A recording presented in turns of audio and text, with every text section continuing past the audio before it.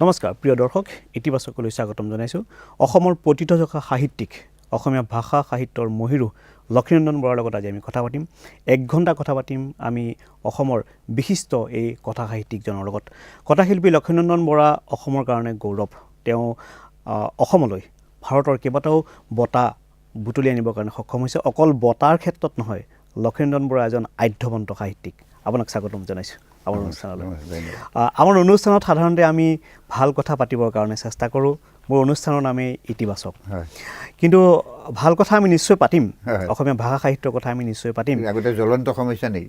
জ্বলন্ত সমস্যাৰ কথা পাতিব লাগিব। এইকাৰণে যদি আমি সমস্যাৰ মাজত থাকি যদি আমি তাক এৰাই চলিবলৈ যাওঁ, তেতিয়া সমাজে নিশ্চয় আমাক সঠিকভাৱে নাচাব। অসম সাহিত্য সভাৰ আপুনি যেতিয়া সভাপতি হৈ আছিলে, অসম সাহিত্য সভাক আপুনি এক সঠিক পথ দিবৰ কাৰণে, আপুনি দিক নিৰ্ণয় কৰিবৰ কাৰণে আপুনি চেষ্টা চলাইছিলে আৰু সফল হৈছিলে। কিন্তু অসম সাহিত্য সভাৰ বৰ্তমান যি অৱস্থা, অসম সাহিত্য সভাই শতবৰ্ষ অনুষ্ঠান অনুষ্ঠিত কৰিবলৈ প্ৰস্তুতি চলাইছে। তাৰ মাজত অসম সাহিত্য সভা এনেকুৱা এটা অৱস্থা হৈছেগৈ যে ৰাজহুৱা সভা পাতি বা মানুহে ক'ব লগা হৈছে যে সাহিত্য সভাক ঠিক কৰক, সাহিত্য সভাৰ প্ৰধান সম্পাদকজনৰ বিৰুদ্ধে ব্যৱস্থা গ্ৰহণ কৰক। এই ব্যৱস্থা দেখি আপোনাৰ প্ৰাক্তন সভাপতি হিচাপে অন্তৰত ক্ষোভ বা দুখ লাগিছে নেকি? এতিয়া এই কথাবিলাক যেতিয়া পাই থাকোঁ প্ৰচাৰ মাধ্যমত, তেতিয়া আমাৰ বৰ দুখ লাগে যে আমি এদিন অসম সাহিত্য সভাৰ সভাপতি আছিলোঁ। হয়, এতিয়া ধৰক সভাপতি তেতিয়া ক'বলৈ বেয়া লাগে। আজি যদি 15 বছৰ পাছত কোনোবাই যদি অসম সাহিত্য সভাৰ সভাপতিবিলাকৰ ভাবে, তেতিয়া ভাবিছে ময়ো কিজনী এনেকুৱাবিলাকেই কাম কৰিছিলোঁ। সেইকাৰণে ভাল লাগে যে অসম সাহিত্য সভাৰ সভাপতি হিচাপে কেতিয়াবা পাহৰি থাকিবলৈ চেষ্টা কৰোঁ, বুজিছেনে? এতিয়া মই এটা বেলেগ জীৱন এখন আৰম্ভ কৰিছোঁ। সেইটো জীৱন হৈছে সাংবাদিকতা সাহিত্যৰ ফালৰ পৰা, আৰু মোৰ অন্য কামতো আছে। কাৰণ উপন্যাস লেখা বা গল্প লেখা এই বস্তুটো এৰা নাই। সাহিত্য সভা মানে চলি থাকক বুলি ভাবিছোঁ। তাৰপিছত দেখিছোঁ সাহিত্য সভালৈ এনে কিছুমান বাতৰি ওলায় আৰু এনে কিছুমান কাণ্ড কাৰখানা শুনি থাকোঁ, গা বিষ বিজাই যায়। হয়, বিষ বিজালে।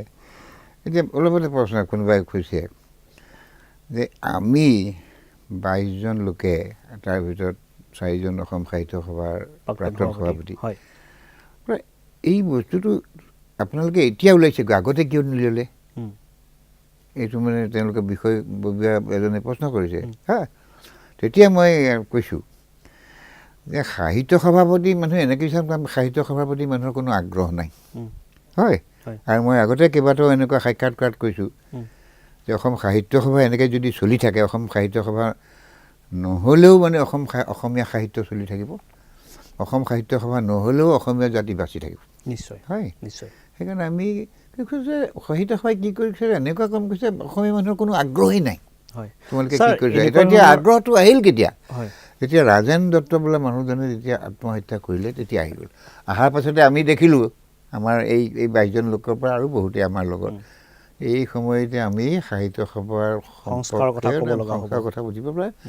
আৰু সাহিত্য সভাই যে বেয়া কাম কৰিছে এইটো সকলো মানুহে জানে। সকলোৱে বেয়া কাম কৰি পেলাই কেৱল আলোচনা কৰি থাকিলেতো নহয়, তেওঁলোক চলিয়ে থাকিব। সেইকাৰণে ভাবিছোঁ যে মেকুৰী ডিঙিত প্ৰথমতে টিলিঙা কোনে বজাব?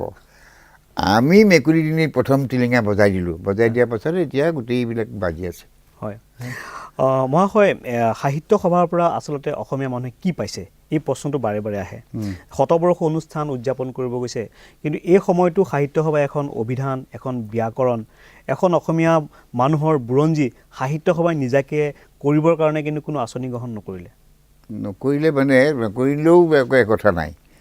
কাৰণ এইবিলাক আঁচনি এখন বিশ্ববিদ্যালয়ে কৰিব পাৰে, 2খন বা 3খন বিশ্ববিদ্যালয় আছে, তেওঁলোকে কৰিব পাৰে। এইটো বিদ্যায়তনিক নহয়, সেইটো হয়তো সাহিত্য সভাতকৈ এখন বিশ্ববিদ্যালয়ে বেছি ভাল কাম কৰিব। তেওঁলোকে এনেকুৱা কাম যদি কিবা কিবি কৰিছে, এইটো তেনেহ'লে এইটো পুনৰাবৃত্তি বুলি বুজোঁ। অসম সাহিত্য সভাৰ প্ৰথম কাম হ'ব লাগে কি জানিছেনে? অসম সাহিত্য সভা হয়, ঠিক আছে, অসমীয়া ভাষা সাহিত্যৰ উন্নতি কৰিব লাগে, কিন্তু আচল কথাটো হ'ল কি, অসমীয়া জাতীয় চেতনাৰ ভিত্তিতহে অসম সাহিত্য সভাৰ সৃষ্টি হৈছিল। হয়, জাতীয় চেতনা যদি থাকে তেতিয়াহ'লে অসম সাহিত্য সভাৰ প্ৰধান কাম হ'ব লাগে যে আমাৰ বিভিন্ন জনগোষ্ঠীৰ মাজত যিটো ঐক্য প্ৰতিষ্ঠা কৰিব লাগে।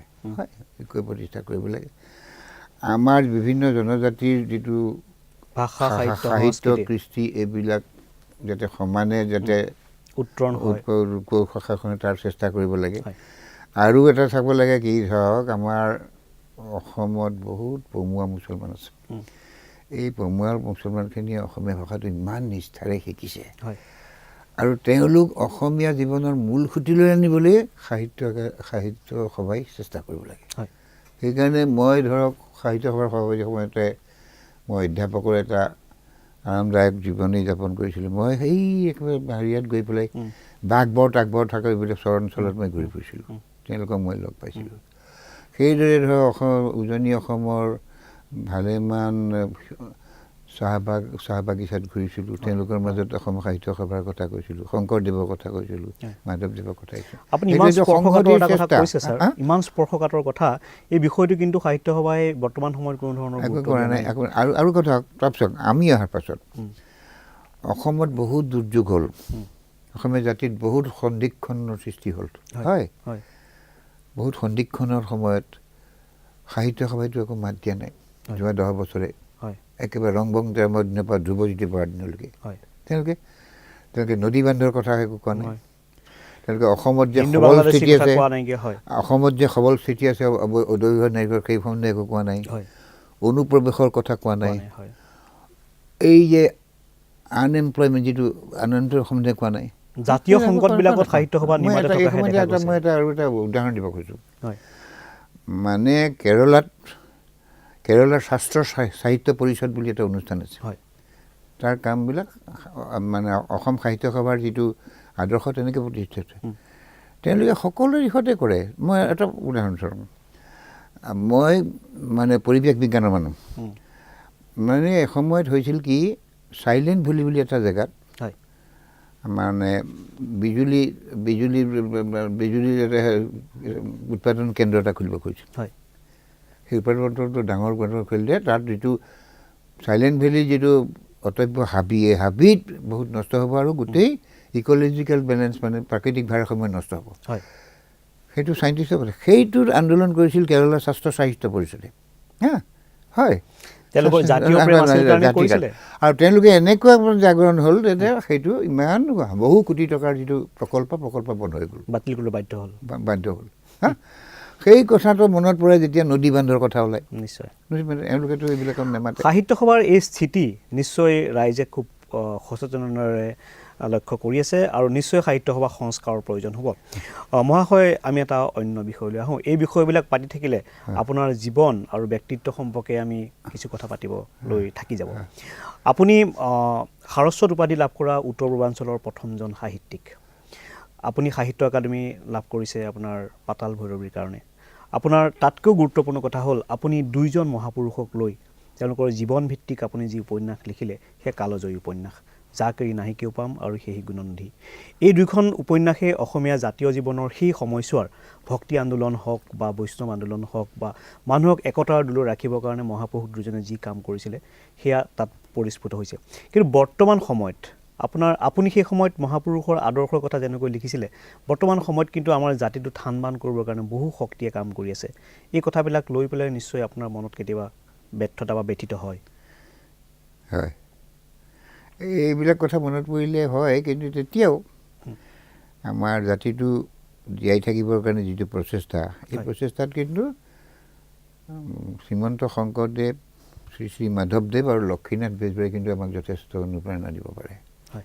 মোৰ জীৱনত বহুত ব্যৰ্থতা আছিলে, বহুত মোৰ সমস্যাৰ সৃষ্টি হৈছিল। সেই সময়ত মোৰ একমাত্ৰ সাৰথি আছিল শ্ৰীমন্ত শংকৰদেৱ আৰু লক্ষ্মীনাথ বেজবৰুৱা।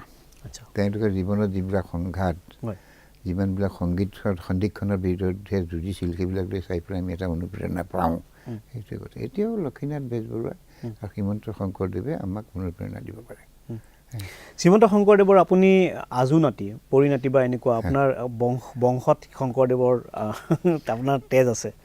গতিকে শ্ৰীমন্ত শংকৰদেৱৰ যি আদৰ্শ, যি নীতি, সেই নীতি অসমীয়া জাতিটোক পুনৰ গঠন বা অসমীয়া জাতিৰ যিবিলাক খেলি মেলি হৈ আছে এইবিলাক কৰিব নোৱাৰে নিশ্চয়। পাৰে। কাৰণ মই এটা কথা ক'ম যে শংকৰদেৱে অদ্বিতীয় পুৰুষ এই বৈষ্ণৱসকলৰ ভিতৰত এইকাৰণে শংকৰদেৱে তেওঁৰ একশৰণ হৰিনাম ধৰ্ম প্ৰচাৰ কৰিবৰ কাৰণে যিটো প্ৰচাৰৰ মাধ্যম লৈছিল সেই প্ৰচাৰ তেখেতৰ তেতিয়া আছিল।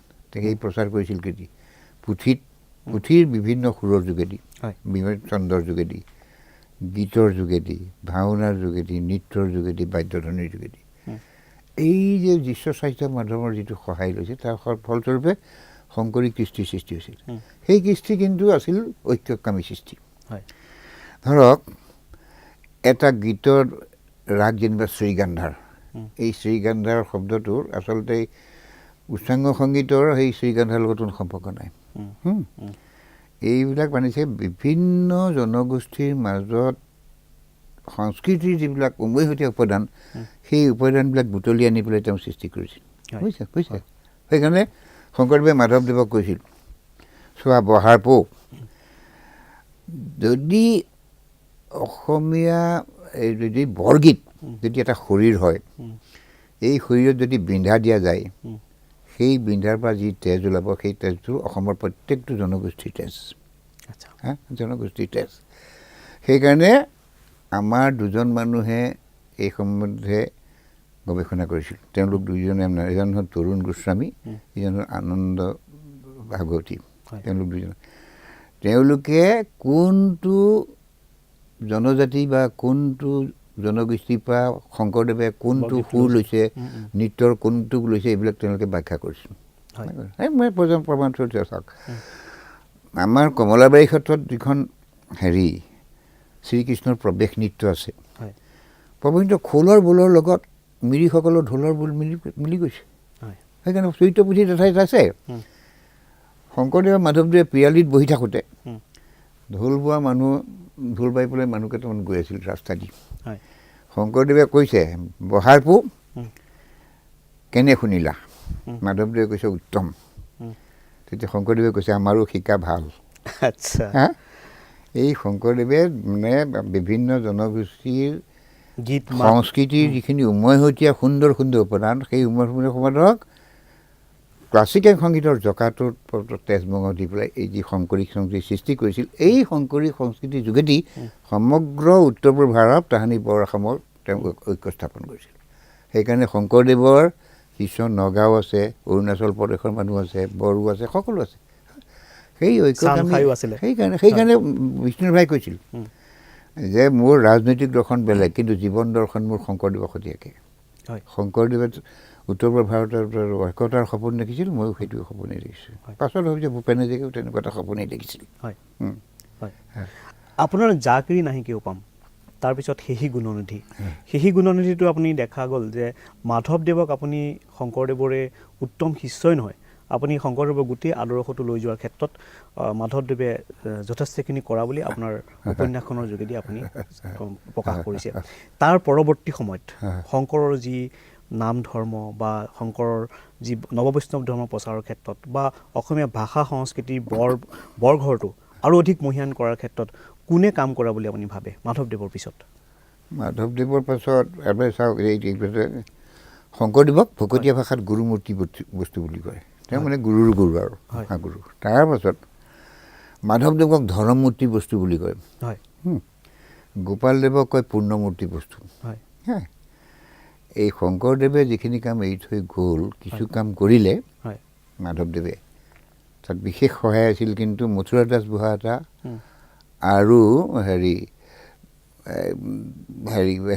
নাৰায়ণ নাথা। তাৰ পাছত আৰু কিছুতো থাকি গ'ল, সেই সময়ত এটা বস্তু থাকি গ'ল, সেইটো হৈছে কি, শংকৰদেৱটো উজনি অসমৰ পৰা গুচি আহিল, পাছততো নামনি অসমৰ কোচবিহাৰতে বেছি দিন গ'ল, তাৰপিছত থাকি গ'ল। তেতিয়া হ'ল কি, উজনি অসমত যিমানবিলাক জনগোষ্ঠী আছে, জনজাতি এইবিলাক, এই মানুহবিলাকতো থাকি গ'ল।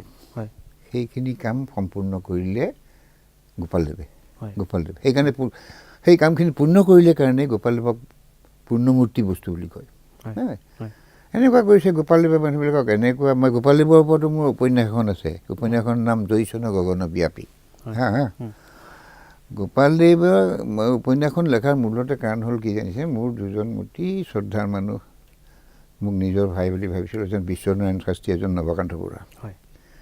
নৱকান্ত বৰাহঁতে ক'লে যে গোপালদেৱৰ এইবিলাক কথা এই উপন্যাসখন তুমিহে লিখিব পাৰিবা। আটাইতকৈ ডাঙৰ কথা কি, দুয়োগৰাকী মানে এসপ্তাহৰ ভিতৰতে মৃত্যু ঘটিছে। তেওঁলোকৰ মৃত্যুৰ পাছতে মোক বস্তুটোৱে বৰ আঘাত কৰিলে। তাৰপাছত মই লিখিলোঁ গোপালদেৱে গোটেই মানুহখিনিক গোটেই যিখিনি জনজাতীয় লোক সকলোকে মানে নিজৰ দীক্ষা দিলে নহয়। সেইকাৰণে শংকৰদেৱ আৰু মাধৱদেৱৰ যিটো স্বপ্ন সেই গোটেইখিনি গোপালদেৱে মানে হেৰি কৰিছে। তাৰ লগতে বংশী গোপাল এটা কিছুমান মানুহ আছিলে। ধন্যবাদ এইখিনি কথা আপোনাক জনোৱাৰ বাবে লক্ষ্মীনন্দন বৰা ডাঙৰীয়া। প্ৰিয় দৰ্শক, আমি লক্ষ্মীনন্দন বৰাৰ জীৱন দৰ্শন লগতে দুইজন মহাপুৰুষৰ জীৱন দৰ্শন সম্পৰ্কে আমি কথা পাতি আছোঁ ইতিবাচকত। এই মুহূৰ্তত কিছু সময় ল'ব বাণিজ্যিক বিৰতি, চাই থাকিব ইতিবাচক, পুনৰ আহি আছোঁ।